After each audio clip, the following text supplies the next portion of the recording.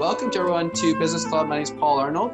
I'm here today with Andrei Medow. So Andrei is the team leader with the Medow Group, specializing in residential and commercial real estate in Ottawa and the surrounding areas.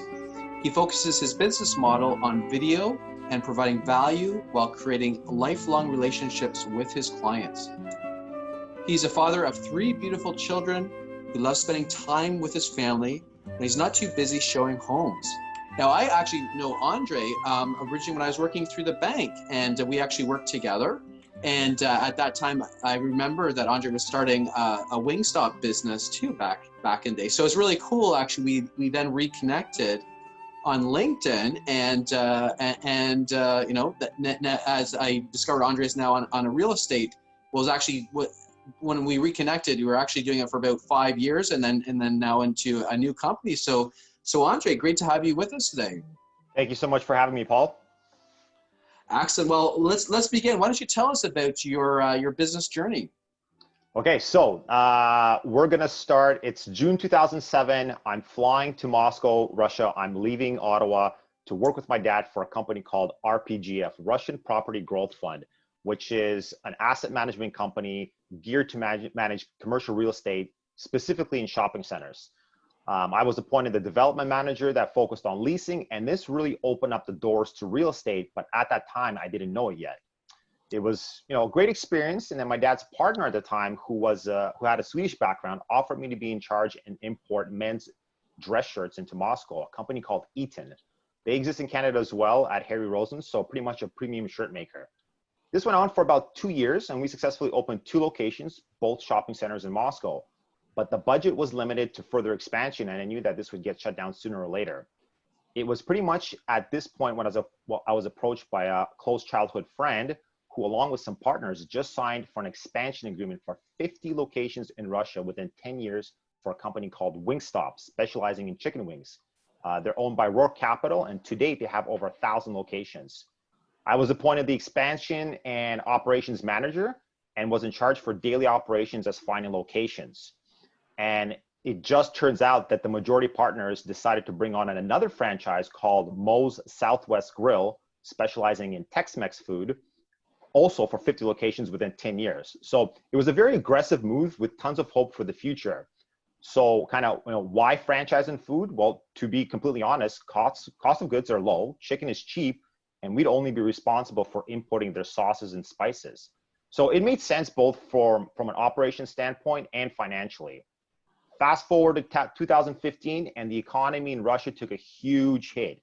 Importing got expensive, and we decided to cut ties with the franchise, who really at this point weren't even supporting us, and decided to rebrand our 2 projects with all the experience that we gained the last 5 years. I ended up becoming a minority partner for all the work that we did, and we started getting to sub-franchising and becoming 100% local in Moscow. But as the economy got worse and worse, and I just had my first child in Moscow, born in Moscow, I knew, I had that gut feeling that Russia is not going to recover that easily. So I knew we had to make a move and leave. I immigrated my wife and child to Canada, where I grew up, and knew it'd be more safe and stable. So now it's 2016, and I'm looking to bring our concept that we started in Moscow and open up here locally in Ottawa.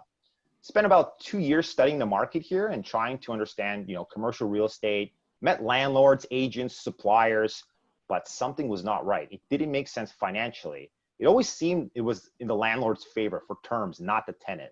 So I really thought to myself, how can I get on the other side of real estate and really understand what goes on?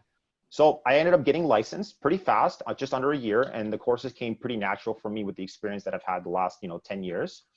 And I got licensed, ended up trading starting March 2019. And here we are. I currently do both commercial and residential, but my main focus is still residential. I just really love to kind of get in front of people and talk to them. Okay, excellent. Well, thanks so much, Andrei. That's really interesting. And I think you're talking about the real estate model, and it made me think of McDonald's. And that's basically what the McDonald's success stories, what they did is they realized the value of the real estate, owning the real estate in their company. And I think that probably completely evolved the real estate, the commercial real estate model in North America as a result. In order that investors can capitalize on the success of commercial businesses. So that's really interesting to see the differences between Russia and Canada. So ultimately, it sounds like that that's kind of what got you interested in real estate. So tell us more about your real estate journey there, because you've actually been with a couple of different. You started with a new company about 3 months ago or so, and tell us about your real estate journey. So I got licensed in March of 2019. I joined a brokerage called Coldwell Banker First Ottawa, and it's been around for a while. It's one of your big franchises. It's got a big name, a lot of history behind it. It was a great start, great broker. He's been in the business for about 40 years, and he really kind of just taught me the basics of real estate, right? So it's really about systems, right? So and that's what's part of my business right now. It's probably the most important skill for creating a successful business, because just like in any other business, you need to have a set base of understanding of how you're going to run that business, right? So what the costs are, how are you managing your operations? Most important that you're following up, with this, you have a strict schedule in place. And by systems, especially for real estate, you need to break it down in terms of how you respond to situations, right? Real estate has so many different paths you can take with so many distractions. So you need to figure out what works for you, right? Every agent is different, every approach is different, and every marketing is different. It takes time to understand, how you want to build your value. How are you going to reach out to people, and how are you going to work with them? Real estate has this funny probation period, we call it, where they say you need to make it through your first 2 years to survive. And in fact, 50% of all new agents fail within the first year, and another 30% fail the second year.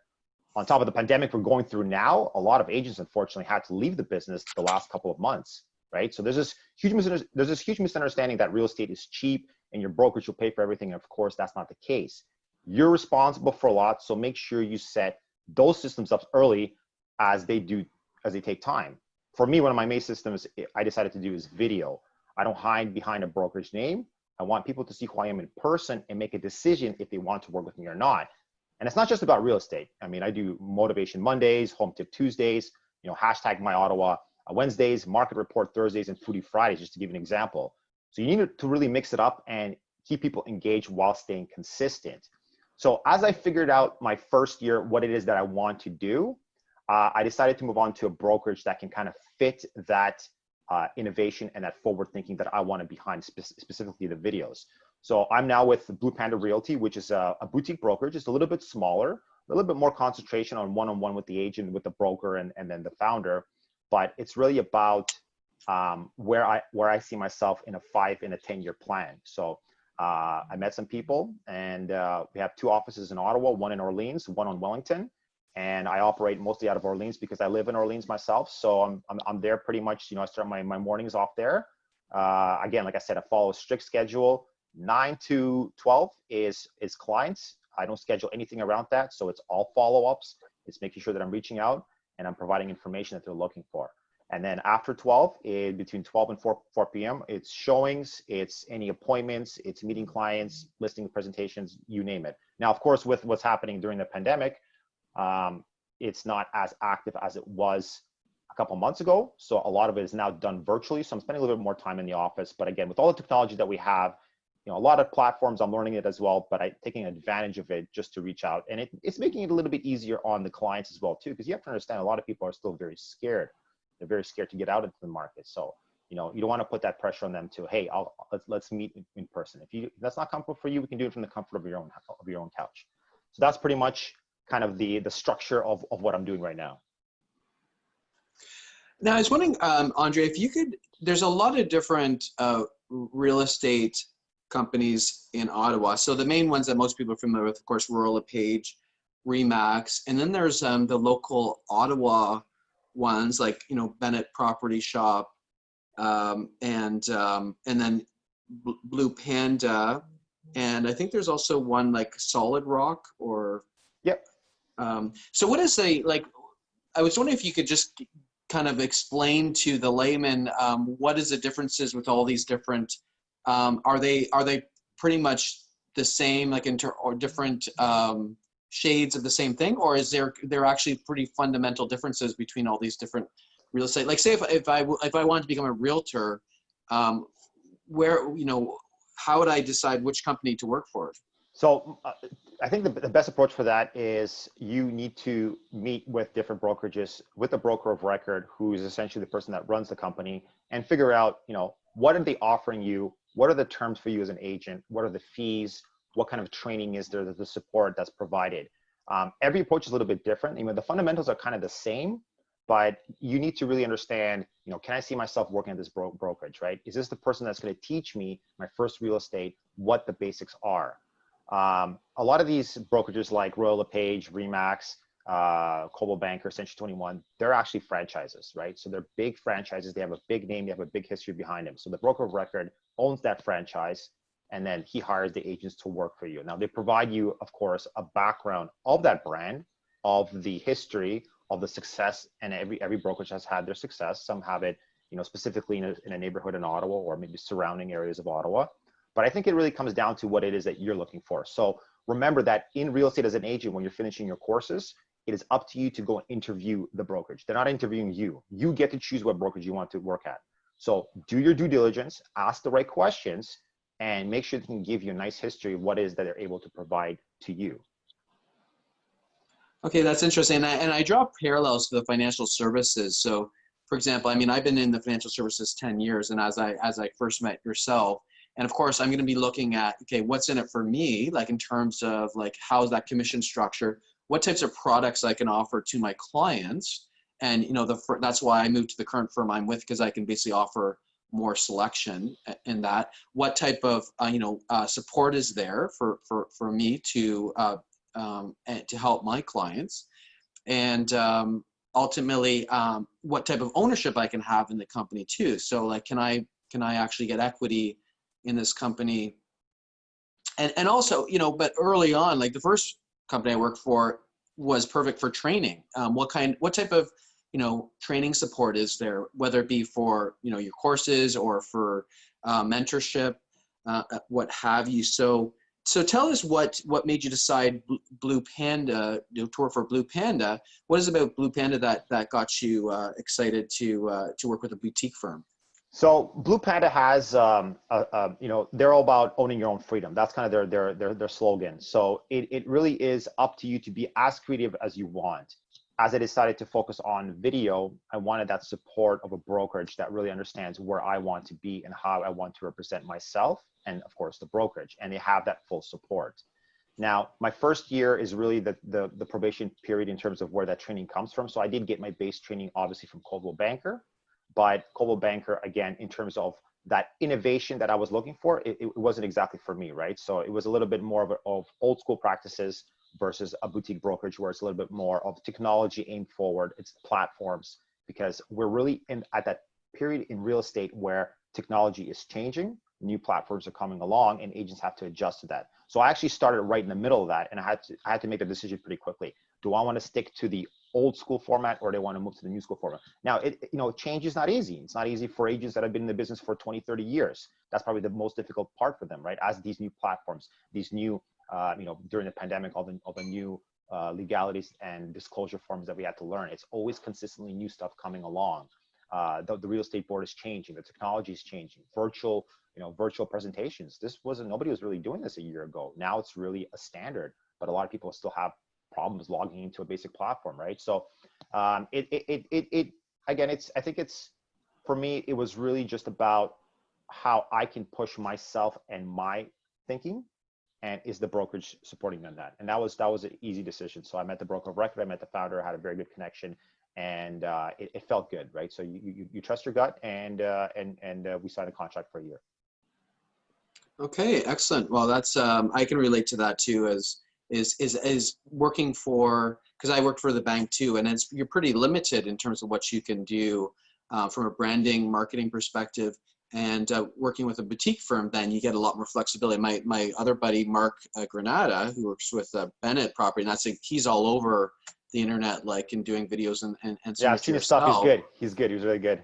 Yeah, and it's nice to have that flexibility, especially for those, who you may have aspirations to eventually have your own real estate company, right? So you want to build your own personal brand, and it's Absolutely. It's a perfect marriage, right, between having the back end support, but also be able to create your own brand as well. So Now you've been in, you've been obviously you're a survivor. You've been over 5 years in real estate, so you're that 10% or whatever the statistics are. So what does it take to build a successful business?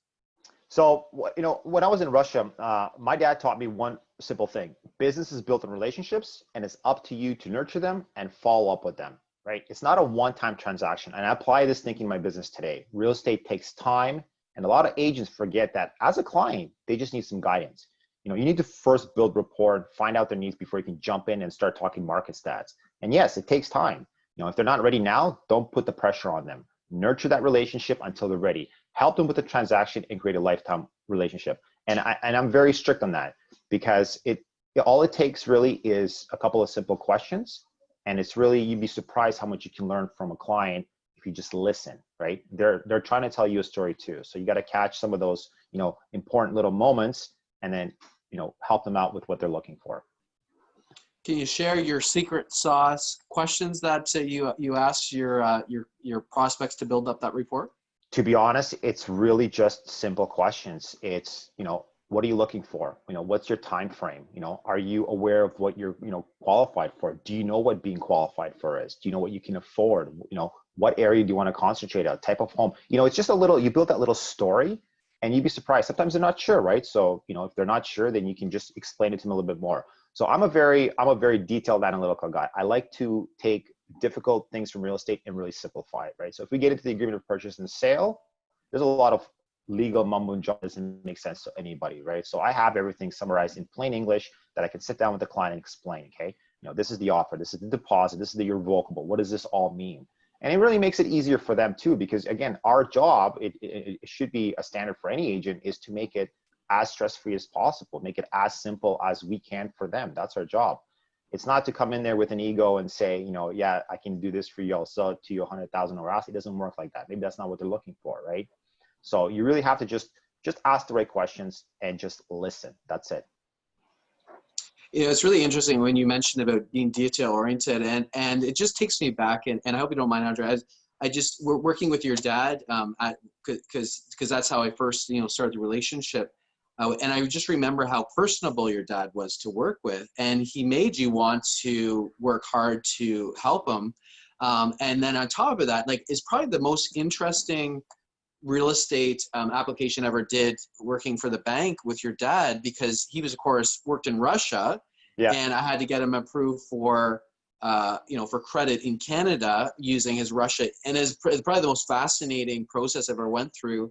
And learned I never learned so much, and it was a success story, because we got, in the end, we got it job done. And like you were saying too, there was challenges in the Russian economy too. So good thing that we did it early on, and it was a great learning experience. I also got to meet your sister too, who at that time was off to do a master's degree in in business in Germany. I recall.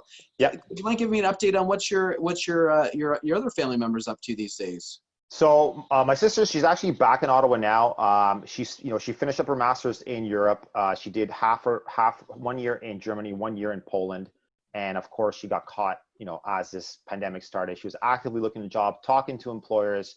And it was tough, because right before the pandemic, as you probably know, Europe has already had a little bit of an economic hit, and it was a little bit of a crisis of itself. So really what it came down to is, it sounds a little bit rude, but if the locals can't get a job, what makes you think that you as an expat or as a foreigner is going to overstep that kind of, first step in line and get a job? So she realized that, and she's still actively looking. She's looking at some options in Dubai as well too, which I think suits some of the expats and foreigners a little bit more right now. That'll just more of an economic market that's a little bit more active. Europe's recovering, and it'll take time. And of course the pandemic, it's an event. It's not an economic collapse. It's an event, but it does take time to collapse. To recover.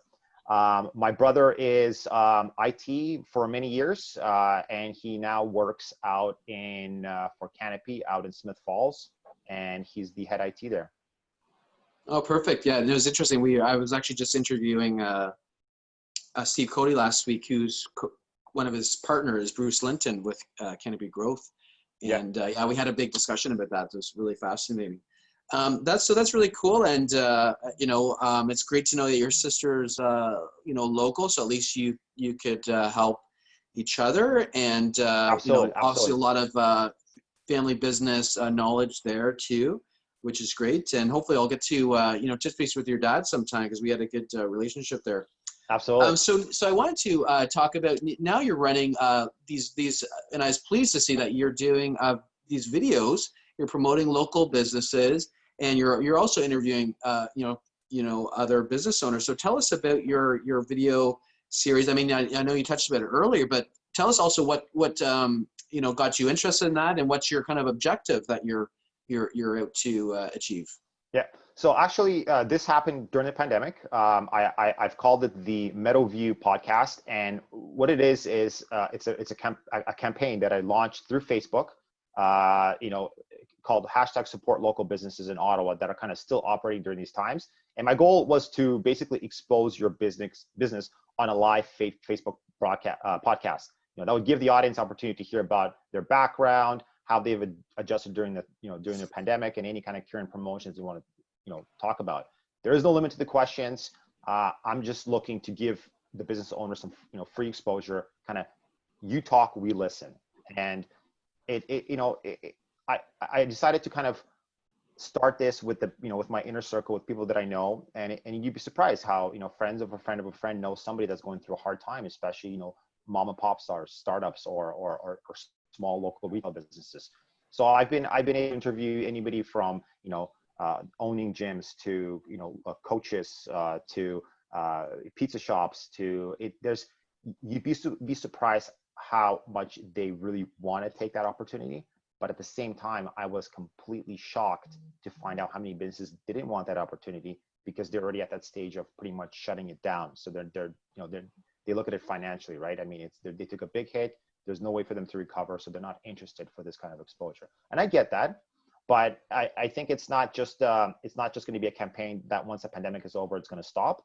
I really do think it's a great way to get in touch with the local businesses in Ottawa. I mean, we live in a great city there's tons of businesses, tons of people. I think it's a great way to connect with people, and I have a lot of fun doing this too. So, but at the same time, I think it gives them that good exposure, right? We get to share it, take advantage of social media, share it to all the channels that are available. You can now podcast and stream to YouTube and LinkedIn and Facebook all at the same time. I mean, I think that's pretty cool. It's just more exposure for your business.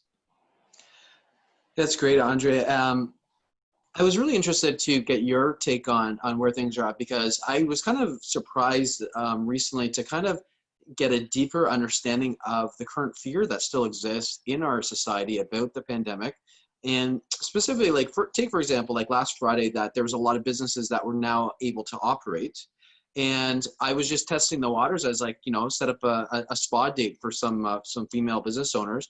And it was like, I put it out there, and it was like crickets, like complete, and I was like, didn't understand what's going on. I even offered a promotion. I said, first 10 people sign up, we'll do a draw for $25, blah, blah, blah, LCBO gift card.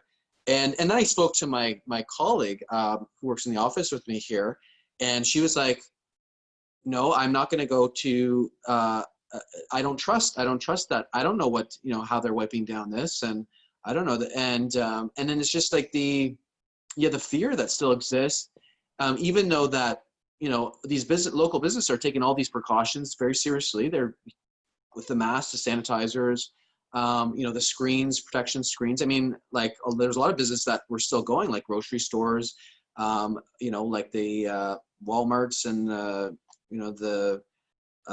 even like take-out restaurants and things like that.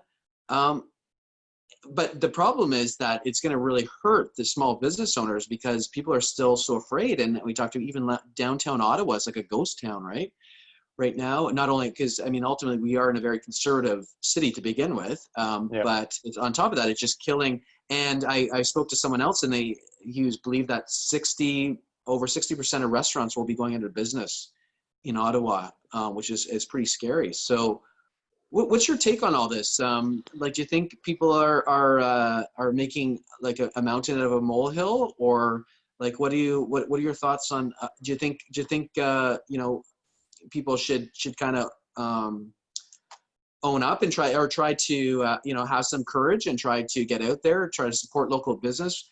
What are your thoughts on the matter? I mean, supporting local businesses 100%. You know, if you don't want to do it by going to that restaurant physically, you can do it online. You can buy gift cards. You know, you can do, there's tons of ways you can support local businesses. I think that unfortunately the media has done a very good job of scaring people a lot, right?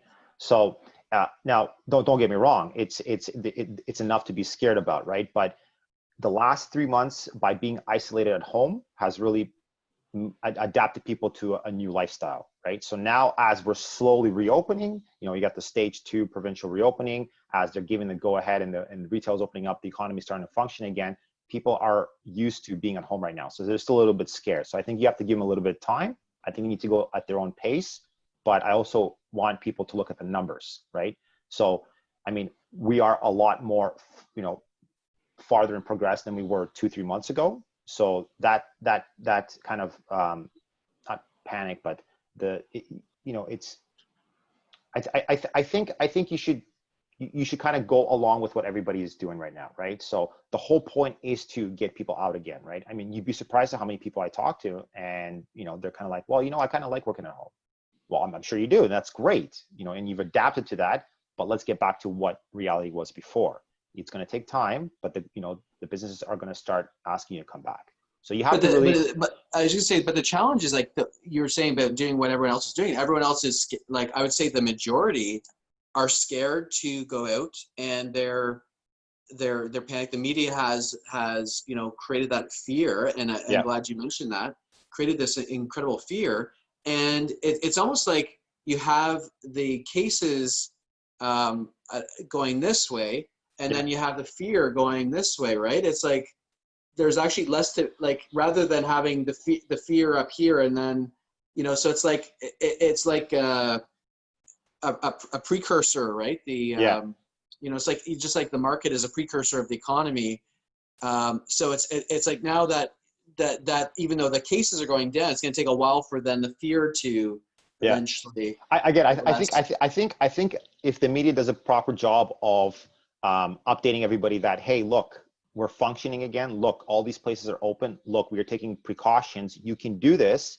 I think over time people will realize that right now. So there is still a lot of fear for sure. Well, the other thing is that you mentioned media. So media are not out to say that, oh, everything's sunny and rosy and, you know, well, of rainbows and course, because butterflies. that's not a title, right? Yeah.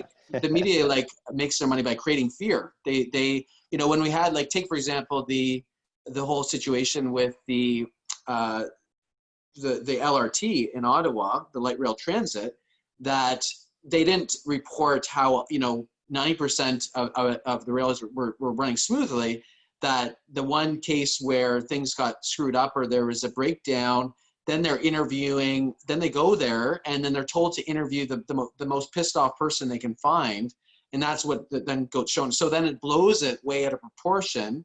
But that's what sells. That's what gets people glued to the TV screens, and you know, and it's just like over and over and over and over.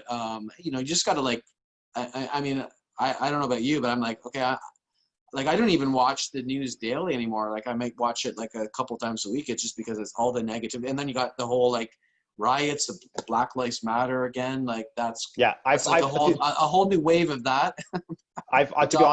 To be honest, I've put the media to the side. I made a decision pretty fast. As this started, I didn't want to get distracted by the negativity, right? I've taken this situation and I've tried to make it into a positive, right? It's a stepping stone. It's an adjustment for everybody, right? Every single person had to adjust during these times. Now, if you can see past this and the recovery stage, then I think that's what's going to take for, you know, to be a little bit more positive. It's not easy. It's not easy for anybody. It's not easy for me. It's not easy for you. It's not easy for the typical consumer at home or people that are losing their business. I get it. But I think you have to try and see the light at the end of the tunnel here. And there is one, right? Like I said, this is not an economic collapse. This is an event. And an event takes time to recover, and it will recover. And we're on a path to recovery right now, and we're seeing progress. So follow that progress. Follow the government's announcements, the provincial government, the announcement. You know, we got the next one coming up at the end of the month. they're going to tell us what's next and what's opening. I think it's a huge, huge progress that we're finally able to go out again, socialize a little bit, but again, taking the precautions and safety as the most important thing. No, that's excellent, Andre. And I want to commend you too for supporting local business, what you're doing with your videos and helping small business owners to promote them and do your part to build a community in Ottawa. So great job to do that. Now, what's the number one thing that that people can do right now to support small business owners? What would you say that if you could ask them to do one single thing, given the fear that still exists, what's one thing that people can do to support small business? Share it on social media. Tell your friends to make a post. You know, write a review about them. Help them support. Order an online gift card. Use it. Anything helps right now with local businesses. You'd be surprised. And because we're all on social media right now, because the internet traffic is up, that's where all the source of information is right now. So make it positive. Support it. You know, one little post might be a little bit of work for you, but it means the world to that business owner who's going through tough times right now. Yeah, no, thank you. And I'm 100% agree with that. And it's almost interesting because a year ago, or even 6 months ago, it seemed that people were sharing, liking posts and everyone. And now it's like, it seems like there's a lot more reticence about, and I'm questioning why. It's just everyone's just in negative mind. Like, it's just because we're all in a negative mindset where everyone's in their own kind of headspace and they're, you know, maybe they're going through depression or a rough time right now. Because you don't see as much kind of like support one another. I mean, occasionally you'll see things blow up, but it's usually something stupid like a little online game or something, right? That or like a word play or something like that. But when it comes to actually, so people are getting creative and they're, you know, doing something like, you know, support this, all donations go to the food bank. But, you know, if you buy a product with our business, there's one that they're delivering fairy gift baskets to people, and you know, it's getting, you know, they're getting really creative. So it's amazing to see you know, the ingenuity that that people are coming up with on that. So anyway, congratulate on your great success. Tell us again to check out your videos. Where can or what's the best way to find you on social media? Yeah, so Instagram and Facebook. Instagram, it's at Andrei Medow, and Facebook, it's Andrei Medow Real Estate. Again, I do daily posts, sometimes a couple posts a day, and just getting started in the videos. Have a lot of plans going forward too. We'll be setting up the YouTube channel, and future streaming podcasts will go to all channels at the same time as well too. So just really expanding all opportunities that are in front of me. But that's the best way. Check me out on Instagram. Check me out on Facebook. And just also just on last year on with Blue Panda, a lot of people like also like real estate commissions are a concern for people. I hear it in my industry too about, you know, what people pay in fees and that. How is like if I want to buy a home through Blue Panda, how is are they reasonable commissions? Are they similar to the big players like Royal LePage and that, or is it do you feel like your clients get a you know, a good value with you know, buying a home through Blue Panda? Again, it comes down to the relationship with the agent, right? So the brokerage is the governing body for real estate. Again, we cannot trade without a brokerage, right? Every agreement of purchase of sale is written between the brokerage and the client, and the brokerage appoints the real estate agent to represent the interests of the brokerage. So it comes down to, I believe, you know, if you as a client are looking for, you shouldn't be looking for just a brokerage name. I think you should be looking for an agent and what that agent can provide for you and what his approach is. Like I said, you as the agent can choose whatever path you want to take. There's a million paths to take and how you want to approach your business. So, you know, just like you would do, look at not just the brokerage, the agent, do the due diligence, you know, read the Google reviews, talk to some of the past clients if you can, if you know who they were. Get an idea of what they're going to provide for you. It really comes down to what kind of experience you're looking for. It's not just about the brokerage. I think it's more importantly about the agent. Okay, that's great. And so Andre, and what if I was watching this and I was looking for a realtor to work for, why would one want to work with Andre Medow? That's a great question. I think that what I provide is a very simple approach to real estate. I think that I really simplify all the hard things, and I really give you all the information on hand, right? So I take you through the experience of a step by step. I have a checklist where I take you through different stages. I really make it simple. And until we've done everything in one, we move on to two. We don't skip anything. But in those steps, I simplify it to a point where I make it a little bit more of an easier transition for you. Real estate is not easy, right? Especially as a first-time home buyer. There is a lot that you have to deal with. And that puts a lot of pressure. The more easier you make it for that person, the more easier they're going to be for it. Our job is to take that hard thing, the hard stuff, and that's what we're trained to do, so that it's easier for you. And speaking of hard stuff, a big challenge right now in real estate is the buying and selling homes, and you know, where there's so little on the market right now. So what is the strategy as a realtor to, and my colleague is she's trying to buy a home and everything's going for 50,000, 100,000 over ask. And so what is the strategy? Like, how do you what's the strategy to work that, like when you're negotiating, how does that process work? So Ottawa is a hot sellers market right now. It has been for the last 2 years. And despite the pandemic, we've still seen an average increase on home prices, right? So regardless of the pandemic, right? Whether it's a virus or whether it's a natural disaster, people have to move, people have to buy, they have to sell. Real estate is always nonstop, no matter what. Now, that being said, in a hot sellers market, there is not enough inventory. There's more demand, there's more buyers, right? Basically supply and demand. So what happens is that demand forces and creates the prices to go up. So as a seller, you're in a great position. As a buyer, it's a little bit more tricky because you are up against competition. Now, if you have to pay $50,000 over asking, depending on a certain price category of a home, does that mean that you're overpaying? Not necessarily. I think fair market value dictates what the price is at that time, but you also have to look at the condition of the property, right? So if you're looking at a property and the bones of the house are good and the roof is in good shape and the furnace is working, it's an expense that you're not going to have to take when you move in, as opposed to if you buy an older property within 5 years, you got to spend more money to fix up what could have potentially been done already. So are there strategies in winning during current competition right now as a buyer? There are. It all depends on the situation. It all depends what you're ready to do and how aggressive you have to be. Now, will it take maybe a couple of times for you to lose? Possibly, right? You're not guaranteed, because it's just, there's a lot of competition out there. And as people understand that, they're also understanding what it takes to win, to make that offer for it to be the winning offer. So there's a lot that goes into it. I look at a lot of the numbers as well too. I work on a lot of CMAs, so comparative market analysis. I do a lot of past sold comparables, but we really take what's going on, right?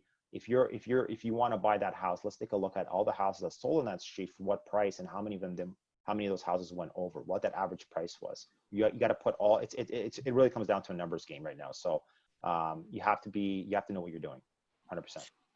Yeah, I know for sure. And that's one thing, I mean, back 9 years ago when I bought my first home, that one thing I really appreciate about my realtor, she did a market analysis of the condo I was living in at the time, to find out what they're all selling for, and then provide that report to us. And I really appreciate that. And then was also really knowledgeable too on what all the ins and outs of a home, like, because that first time I never had a furnace before, like all that, well, yeah, I had a furnace, but I mean, it's just like all the ins and outs, right? Of like when you have an air conditioner, furnace, what the yearly maintenance and all that, and now the insurance and all that. So I really appreciate that aspect of things. I know you don't have a crystal ball, but what do you think is going to happen in the next 6 months in Ottawa? Because I know Canada's headed in recession ultimately, yeah. But Ottawa seems almost like insulated because of all the government jobs. What do you think, if you were to wager a guess on what's going to happen in the next 6 months, should one like hold off, maybe wait 3 months and to things cool off a bit, or what do you think? Or is it just going to get worse? So honestly, that's a great question. It's one question that I get a lot. If you were to ask me this 2 months ago during the, when the pandemic really started, if you absolutely had to move or had to sell, then I would say, okay, we can do it, but this is what it's going to take to do, right? There's a lot of guidelines right now, a lot of precautions you have to be careful of. Right now, with what we're seeing and how active the market is, I would not advise you to wait until the government gives you the full green light to go back to real estate. There is enough demand in real estate right now, especially the demand pre-COVID, or the buyers that weren't able to secure a property Q4 of 2019. that are hot and ready to go right now. They're ready. They're aggressive. They're the ones that are making these big offers, and they understand what it takes to win. If you want to wait another 3 months, you can, but I'm cautioning you, you're going to be up against all competition at the same time. So pretty much in real estate in Ottawa, your hot market is a spring market. We missed that because of COVID.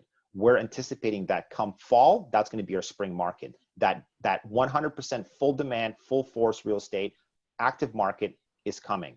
So can you be a little bit more, are there a little bit more opportunities right now? There will be in September as well too. But again, this is supply and demand. Not enough inventory, a lot of buyers, a lot of competition. So you have to be ready for that.